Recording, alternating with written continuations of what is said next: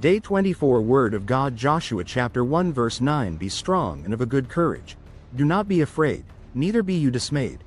For the Lord your God is with you wherever you go. Joshua chapter 1 verse 9 is a key verse in the commissioning of Joshua as the leader of Israel after Moses' death.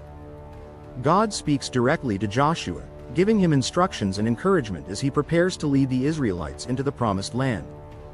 This was a daunting task, as Joshua had to fill the shoes of Moses, lead a nation into an unknown land, and face enemies along the way. The command to be strong and of a good courage is repeated multiple times in this chapter, showing the importance of courage and trust in God's presence. This verse encapsulates God's promise to be with Joshua wherever he goes, giving him confidence to lead with faith and strength. Joshua chapter 1 verse 9 is a call to courage and faith.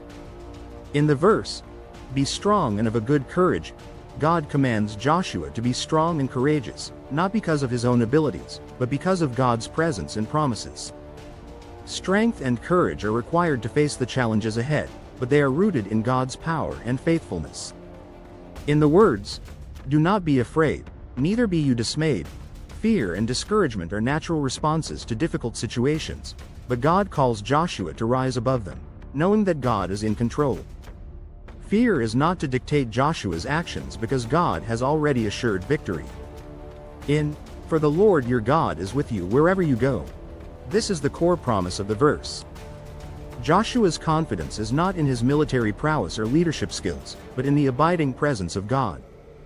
This assurance of God's constant companionship and guidance is the foundation of Joshua's strength and courage. In Deuteronomy chapter 31 verse 6 Moses tells the Israelites, "Be strong and of good courage, do not fear. For the Lord your God, He is the one who goes with you. He will not leave you nor forsake you." This mirrors God's words to Joshua, showing the consistency of His promises. In Isaiah chapter 41 verse 10, "Fear not, for I am with you. Be not dismayed, for I am your God. I will strengthen you, I will help you." This passage reinforces the message that God's presence removes the need for fear and provides strength. In Psalm chapter 23 verse 4, "Yea, though I walk through the valley of the shadow of death, I will fear no evil, for thou art with me." Like Joshua chapter 1 verse 9, this psalm emphasizes God's presence as a source of comfort and courage, even in the face of danger.